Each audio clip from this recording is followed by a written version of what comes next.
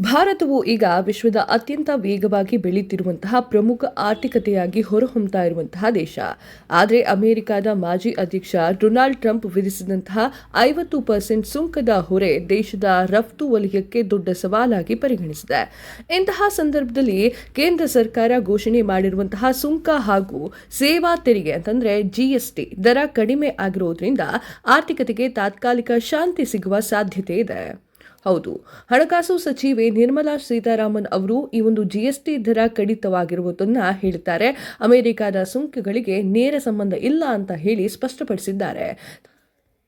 ತಜ್ಞರ ಅಭಿಪ್ರಾಯದಲ್ಲಿ ದೇಶೀಯ ಬಳಕೆಯನ್ನ ಉತ್ತೇಜಿಸುವ ಈ ಕ್ರಮವು ರಫ್ತು ವಲಯದ ಹೊರ ತಗ್ಗುವಲ್ಲಿ ಸಹಾಯ ಆಗುತ್ತೆ ಅಂತ ಹೇಳಲಾಗುತ್ತೆ. ವಿಶೇಷವಾಗಿ ಹಬ್ಬದ ಋತುವಿನ ಮುನ್ನ ಬೆಲೆ ಇಳಿಕೆಯ ನಿರೀಕ್ಷೆ ಲಕ್ಷಾಂತರ ಗ್ರಾಹಕರ ಕೈಯಲ್ಲಿ ಹೆಚ್ಚುವರಿ ಖರ್ಚು ಮಾಡುವ ಸಾಮರ್ಥ್ಯವನ್ನು ಒದಗಿಸುತ್ತೆ. ಜಿಎಸ್ಟಿ ದರ ಕಡಿತದಿಂದ ಜಿಡಿಪಿ ಬೆಳವಣಿಗೆಯ ಮೇಲೆ ಪರಿಣಾಮ. ಹೌದು ವೀಕ್ಷಕರೇ, ಟ್ರಂಪ್ ಸುಂಕದಿಂದ ಭಾರತ ಅಮೆರಿಕ ರಫ್ತು ವಲಯಕ್ಕೆ ಶತಕೋಟಿ ಡಾಲರ್ಗಳ ನಷ್ಟ ಉಂಟಾಗುವ ಸಾಧ್ಯತೆ ಇದೆ.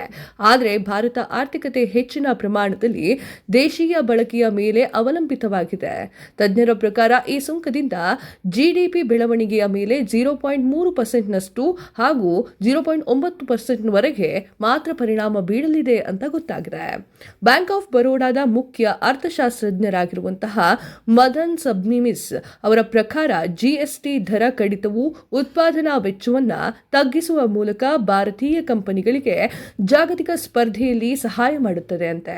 ಇದು ಸುಂಕದ ಹೊರೆ ಪೂರ್ಣವಾಗಿ ನಿವಾರಿಸುತ್ತಿದ್ರೂ ಕೂಡ ಅದರ ಪರಿಣಾಮವನ್ನು ಕಡಿಮೆ ಮಾಡುವಲ್ಲಿ ನೆರವಾಗುತ್ತೆ.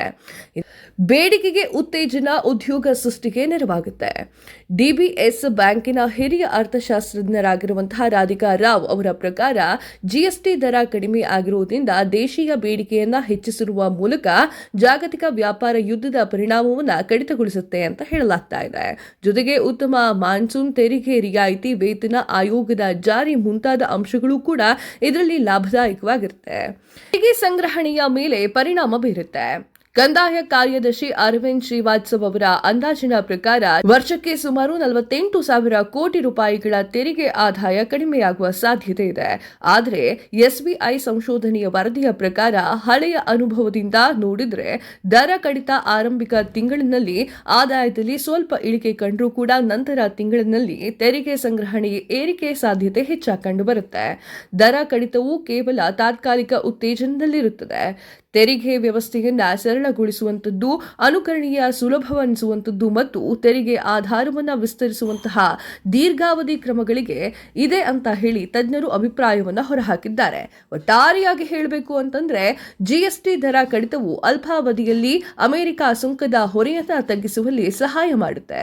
ಮಧ್ಯಮ ಹಾಗೂ ದೀರ್ಘಾವಧಿಯಲ್ಲಿ ಹೆಚ್ಚುವರಿ ಬಳಕೆ, ಉದ್ಯೋಗ ಸೃಷ್ಟಿ, ತೆರಿಗೆ ಆಧಾರ ವಿಸ್ತರಣೆ ಹಾಗೂ ಆರ್ಥಿಕ ಚಟುವಟಿಕೆಯ ಏರಿಕೆಯಿಂದ ಭಾರತದ ಜಿಡಿಪಿ ಬೆಳವಣಿಗೆಗೆ ಬಹುದೊಡ್ಡ ಬೆಂಬಲ ದೊರೆಯುವ ಸಾಧ್ಯತೆ ಇದೆ. 2025 ಹಾಗೂ 26ರ ವೇಳೆಯಲ್ಲಿ ಜಿಡಿಪಿ ಬೆಳವಣಿಗೆ 6.7% ವರೆಗೆ ಏರಬಹುದು ಅಂತ ಹೇಳಿ ತಜ್ಞರು ತಿಳಿಸಿದ್ದಾರೆ. ಇದಾಗಿತ್ತು ಹೊತ್ತಿನ ವಿಶೇಷ. ಮತ್ತಷ್ಟು ಸುದ್ದಿಗಳಿಗಾಗಿ ನೋಡ್ತಾ ಇರಿ the news hunt YouTube channel. Subscribe ಮಾಡಿ. Thank you.